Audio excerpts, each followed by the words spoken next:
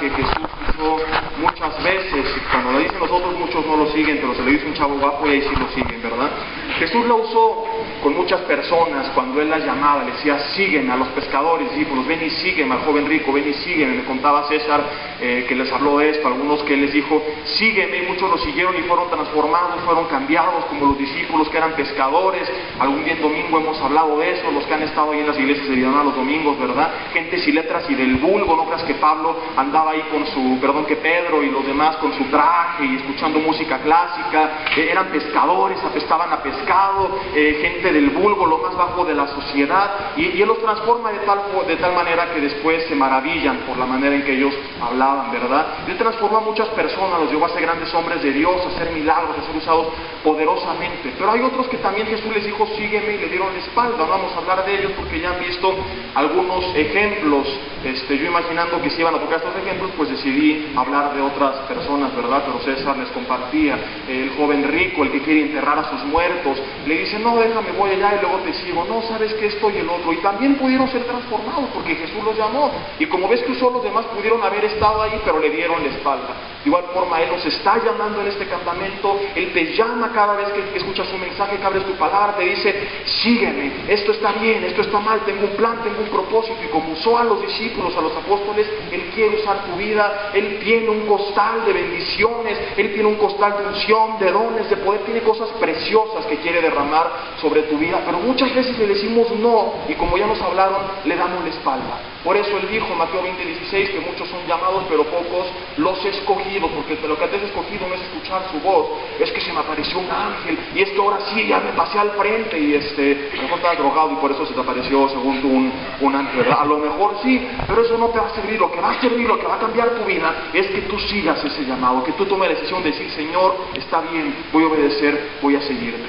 Quiero contarles, chavos, la Biblia, ustedes saben, anuncia para estos tiempos muchas cosas difíciles. Jesús habló, y los profetas del Antiguo Testamento también, de terremotos, de tsunamis, del bramido del mar, de las olas, de pobreza, de la maldad, muchas cosas que podemos ver, ¿verdad? Pero no todo es tragedia, no todo es trágico y es malo. También hay promesas preciosas para los últimos tiempos, como que el Evangelio será predicado a todas las naciones. Para que eso suceda, se tiene que levantar un remanente fiel, un grupo de personas llenas de poder que Él va a usar para que esto se lleve a cabo. Y una de las promesas que está es Hechos 2:17, que dice que en los últimos días, dice, quiero que lo lean conmigo, Hechos capítulo 2, esto es únicamente a manera de introducción de la base del tema, pero quiero que se emocionen con esta promesa dentro de tanta maldad y tanta dificultad que hay en este mundo. En los postreros días, ¿quién dice? ¿Un predicador? Digan conmigo, dice Dios. O sea, este no es un sermón de que Dios va a hacer esto y el otro, y a veces no es cierto, ¿verdad? Yo desde chico llevo escuchando que Dios va a hacer algo en México, y bueno, la verdad la cosa no ha mejorado. Esta es palabra de Dios, dice, en los últimos días derramaré de mi espíritu sobre toda carne, vuestros hijos y vuestras hijas profetizarán, vuestros jóvenes verán visiones, dice la Biblia. ¿Quiénes? Y no las que tú crees, ¿verdad? Yo ya las veo, bro, todas las noches. Ese tipo de visiones, no. Él quiere darte una palabra, Él quiere darte visiones, proyectos, ideas. Dice, y de cierto, versículo 18, sobre mis siervos y sobre mis siervas en aquellos días derramaré mi espíritu y profetizarán. La Biblia anuncia que Dios quiere y que Dios va a levantar una generación de jóvenes llenos del poder de Dios, llenos del Espíritu Santo. Pero, escúchenme bien, aquí viene lo importante, al igual que hace 2000 años, lo que determina si estaremos en ese grupo o no, es qué vamos a hacer cuando oigamos su voz diciendo, sígueme, porque quiero usarte, sígueme. Y a veces seguirlo es fácil y es bonito, a veces, como ayer se los hablaban, a veces no lo es. Implica tomar decisiones fuertes, pero que son necesarias. Yo pregunto, antes de empezar, ¿te quedarás en el grupo de los muchos que fueron llamados, nada más escucharon su voz, que estuvieron en un campamento, que pasaron al frente, que iban el domingo a la iglesia, pero hasta ahí llegaron?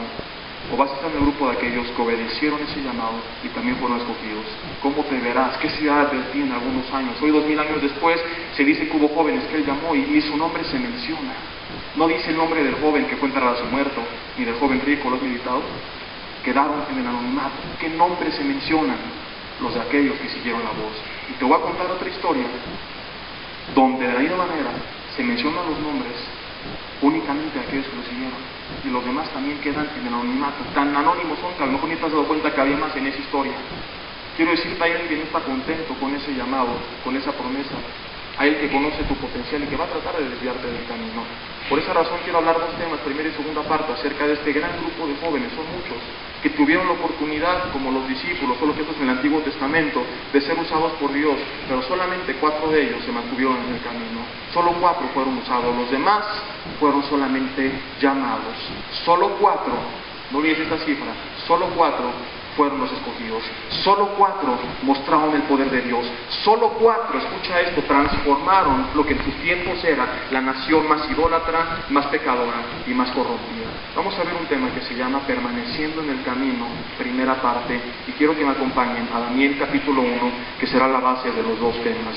Permaneciendo en el Camino, primera parte. Este pasaje cuenta la historia de 4 jóvenes que enfrentaron muchas presiones similares a las que tú y yo enfrentamos, ¿verdad? Es un pasaje que se usa mucho en los campamentos. Yo me acuerdo de chico, todo el mundo lo usaba y decía que Daniel propuso en su corazón no contaminarse, pero nunca te explicaban qué significaba, ¿no? Y nada más decían, ¿quién quiere pasar al frente a proponer? Yo siempre pasaba y todos los demás, y a las 2 semanas están todos contaminados, ¿no? Porque nunca ni siquiera a veces se nos decía. Así que no se preocupen, va a ser algo diferente lo que vamos a ver. Dice versículo 1. En el año 3 del reinado de Joacim, rey de Judá, vino Nabucodonosor, rey de Babilonia, a Jerusalén y la sitió.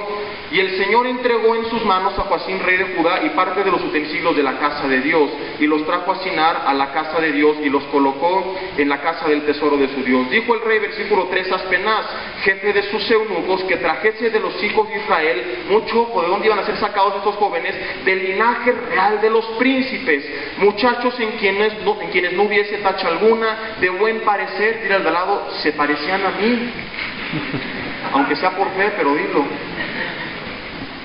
Enseñados en toda sabiduría, sabios en ciencia y de buen entendimiento, e idóneos para estar en el palacio del rey, y que les enseñase las letras y las lenguas de los caldeos. Eran jóvenes que tenían dinero porque eran de la familia real, eran príncipes, eran jóvenes que tenían todo, y son llevados cautivos, esclavos. De repente Nabucodonosor invade su nación, dice la Biblia, al reinado de Joacim, que es el que gobernaba sobre Jerusalén, la sitia y se lleva cautivos estos 4 jóvenes y pierden todo. No llevan su familia, únicamente llevaron jóvenes escogidos. Los demás los mataron su familia, quemaron sus casas, su mula último modelo también se quedó ahí. Absolutamente todo lo perdieron, su iPad, su iPod, su Facebook, todo quedó atrás, y ahora les iban a enseñar nuevas costumbres.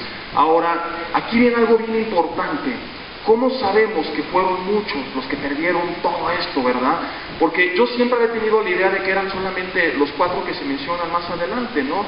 Los que perdieron a su familia y sus bienes y sus novias hebreas, y algunos tenían novias hebreas pero tenían novias ebrias, que son similares pero es diferente, como los que muchos tienen, ¿verdad? Algunos no son hebreos, son ebrios, pero aquí espero que no haya de esos. ¿Cómo sabemos que fueron muchos? Porque dice el versículo 5 que le señaló el rey, fíjate, ración para cada día. Vamos a hablar de esto mañana. De la provisión de la comida del rey y del vino que él bebía, y que los criase 3 años para que al fin de ellos se presentasen delante del rey. Versículo 6 subraya, entre estos estaban Daniel, Ananías, Misael y Azarías de los hijos de Judá. Entre estos, ¿qué implican? Que había más. Yo digo, fuimos al campamento, y de los que fuimos, entre estos está Pancho, Juan, Macario, bla, bla, bla. No significa que había 3 nada más, ¿verdad? Son los 3 que menciono, pero había más. Solamente se mencionan 4 nombres porque son los únicos que permanecen firmes, que siguen adelante, que no dan la espalda a Dios, que todas las pruebas que pasaron, vamos a hablar las primeras 2 de ellas, y después